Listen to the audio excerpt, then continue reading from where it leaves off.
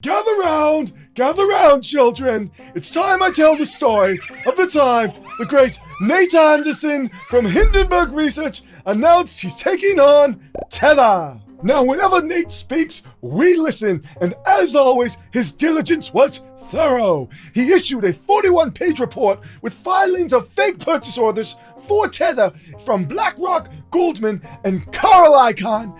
Employed pictures of Brock Pierce on a drug-induced bender being rolled down a hill in a Nikola Honey Badger, and my personal favorite, a photo of Tether's headquarters, which it turns out are nothing but a shed full of rat droppings in Jamaica. I'm just kidding, he didn't issue any of that. In fact, instead of issuing a well-rounded short report, Hindenburg introduced what they're referring to as the Hindenburg Tether Bounty Program, which promises to reward someone with up to $1 million for details on the backing of the stablecoin. But before I get into it, please smash that like button, subscribe, and ring that notification bell so I keep making more of these insane videos. In case you're new to the story, Tether is what we call a stablecoin, which in this case is a cryptocurrency that is supposed to be backed 1-to-1 to the US dollar. This makes it so that you can exchange dollars for crypto or vice versa and transfer around US dollars from crypto exchange to exchange or wallet, whatever you need to, all without having to visit a banking institution.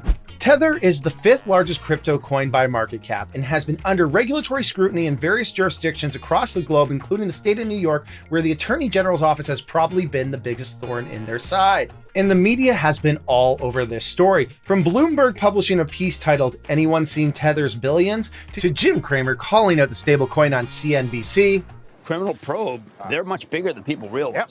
Implications for commercial paper and a few other things as well. Yes, I couldn't find anyone in this commercial paper market who actually does business. To the former chairman of the Federal Trade Commission writing op-eds warning us of the risks the stablecoin creates for the crypto universe. Tether is considered one of the 3 big risks for the crypto universe, and clearly for a guy like Nate Anderson, he is like a dog after a bone trying to get to the bottom of this. And what's the big issue? Well, we have no idea how well capitalized Tether is. They are supposed to be backed 1-to-1, but based on a lawsuit with the New York Attorney General's office, the company now gives vague monthly PDFs on their holdings that tell us they own anything from commercial paper to unsecured loans. And the bigger point is that they are unaudited, so we know very little about their backing. And this is where my man Nate comes in on a horse and says, "The working families of this country are hurting right now. Enough is enough." And presto, now we have a bounty of $1 million. Commenting on the program via Twitter, Hindenburg says, since the claims that garnered it stablecoin status were made,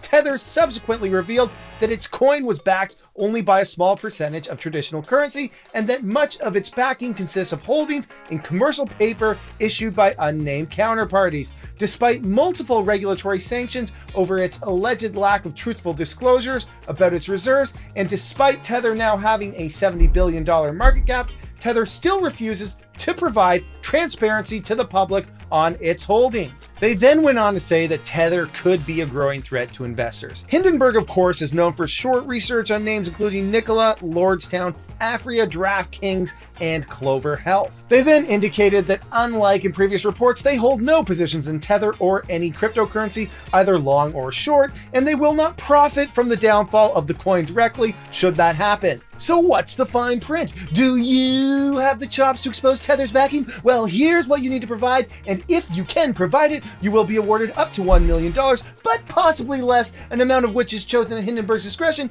based on your ability to find the following. Tether's current backing, including commercial paper holdings, counterparties, and amounts, how Tether's actual backing may have differed from its public disclosures, historical snapshots of Tether's backing to illustrate any potential deviations over time from Tether's public claims, Tether's process and procedures for printing reserves, including as relates to deposits, Tether's process and procedures for withdrawals, and any actual or potential issues it has with satisfying its withdrawals, and any other information on Tether's service providers, peg dynamics, and client counterparties that more fully explain Tether's peg system or reserves. So what are people saying on Twitter?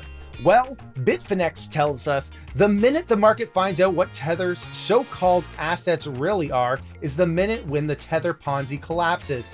That's why Tether can't reveal their assets.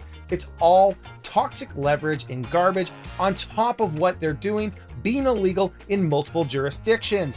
Bennett Tomlin tells us, I personally have no unreported details of Tether's reserves. If I did, I would probably be working on reporting them.